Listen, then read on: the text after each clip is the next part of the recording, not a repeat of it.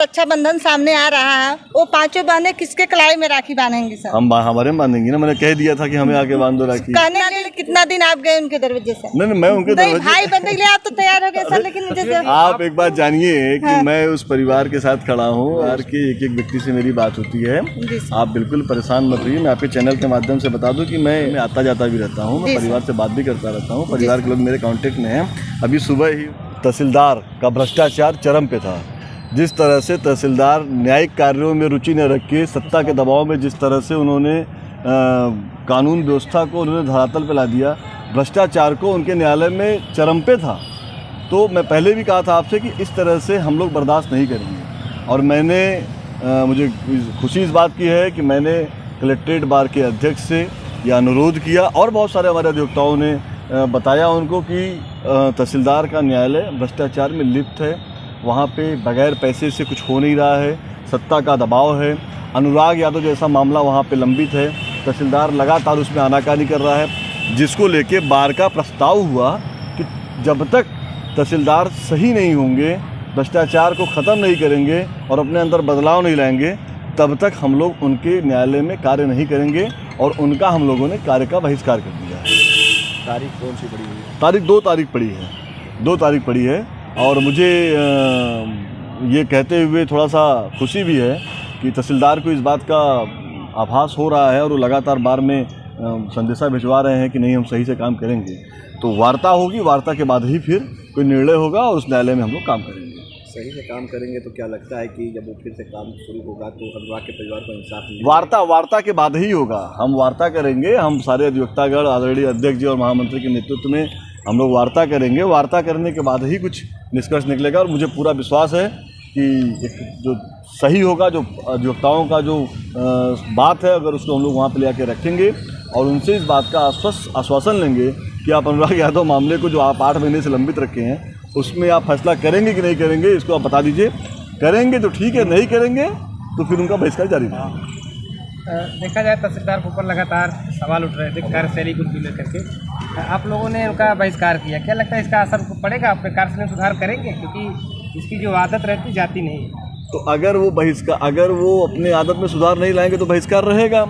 और इसका ये ऐसा ही थोड़ी है कि सिर्फ ये कलेक्ट्रेट में ही बहिष्कार का संदेश है। ये जो बहिष्कार होता है वो अधिकारी के ऊपर एक स्याही लगती है, लाल स्याही लगती है कि आपके ऊपर ऐसा क्या हो गया कि अधिवक्ताओं का जो है आपका बहिष्कार कर दिया, आपके ऊपर विश्वास नहीं है, विश्वास आ गया है। तो ये लाल स्याही लग जाना ये शासन में भी जाता है और फिर शासन से आदेश होता है कि इस तरह से भ्रष्टाचारी और भ्रष्टाचार में लिप्त न्यायालय में और न्यायालय तहसीलदार को नहीं बैठे। और फिलहाल तहसीलदार ही नहीं, बार में जो भी अधिकारी बेलगाम होता है, भ्रष्टाचार के आकलन में डूबता है या जो भी इस तरह की हरकतें करता है, उसके खिलाफ बार एक्शन लेता है और उसकी लिखा पड़ी होती है, शासन में उसका चिट्ठी जाती है और शासन से उसके खिलाफ कार्रवाई होती है। मुझे पूरा विश्वास है कि अगर ये वार्ता करके अपने भ्रष्टाचार के जो उनका जो पूरा साम्राज्य फैला हुआ है उसको ख़त्म नहीं करेंगे, अपने व्यवहार में बदलाव नहीं लाएंगे, अधिवक्ताओं के प्रति अगर ये इनकी जो नम्रता है अगर वो नहीं होगी तो ये बैठ नहीं पाएंगे, इनका बहिष्कार जारी रहेगा और शासन इनको यहाँ से हटा देगा। सत्यवीर जी, एक सवाल और है। तहसीलदार ने स्थलीय निरीक्षण के लिए लिखा हुआ है, स्थलीय निरीक्षण कैसे होगा? क्योंकि अभी तक तो कुछ ऐसा स्थलीय निरीक्षण हो चुका है। स्थलीय निरीक्षण का दोबारा कोई ज़रूरत है नहीं। स्थलीय निरीक्षण होगा वही होगा जो आया हुआ था। तो उसमें क ख ग तीनों बटा हुआ है, पहले रिपोर्ट लग चुकी है, वो रिपोर्ट उनके यहाँ समझी। कोई बाधा नहीं है, ये तो सिर्फ लिंगाराम करने का प्रयास है।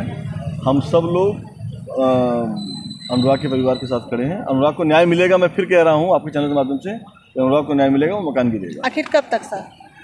अब अगर हम अधिकारी होते तो हम अभी लिख दिए होते मैडम। नहीं तो कब तक? आप तो रक्षाबंधन सामने आ रहा है, वो पांचों बहनें किसके कलाई में राखी बांधेंगी सर? हम हमारे में बांधेंगे ना। मैंने कह दिया था कि हमें आके बांध दो राखी। कहने के लिए, लेकिन कितना दिन आप गए उनके दरवाजे से? नहीं मैं उनके दरवाजे। भाई बनने के लिए आप तो तैयार हो गए सर, लेकिन जैसे आप एक बात जानिए कि मैं उस परिवार के साथ खड़ा हूँ और उस परिवार के एक एक व्यक्ति से मेरी बात होती है।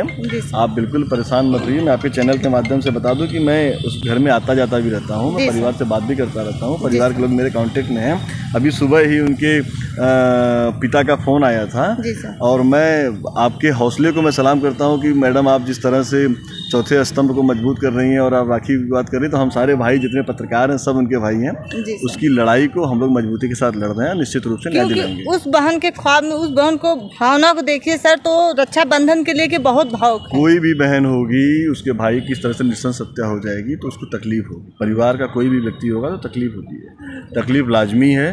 हम सब लोग न्यायिक प्रक्रिया के तहत, कानूनी प्रक्रिया के तहत हम लोग काम कर रहे हैं और मुझे पूरा विश्वास है कि आप जैसी चौथे स्तंभ की अगर महिला मजबूती के साथ इस माइक को पकड़े बात कर रही है तो उसका घर गिर जाएगा। आपने इस केस में आने से पहले ये कहा था कि जब मैं तहसीलदार होता तो इस केस को मतलब मिनटों में खारिज कर देता, और क्या ये बात अभी तक आप तहसीलदार को समझाने में कामयाब नहीं हो पाए? नहीं, मैं तहसीलदार अभी अगर मुझे इस बात को आपके माइक पे कहना पड़ रहा है तो ये दुर्भाग्य होगी, क्योंकि आप खुद ही देखे हैं कि मैं किस तरह से कोर्ट में खड़ा होकर तहसीलदार से बात करता हूँ और अपनी बातों को विधिक रूप से रखता हूँ। और पिछली तारीख से पहले वाली तारीख में मैंने न्यायालय में ही कहा कि आप खुद नहीं करना चाहते हैं और भ्रष्टाचार के आंकड़े में डूबे हैं, और मेरे ही दरखास्त पे उस न्यायालय का बहिष्कार हुआ है।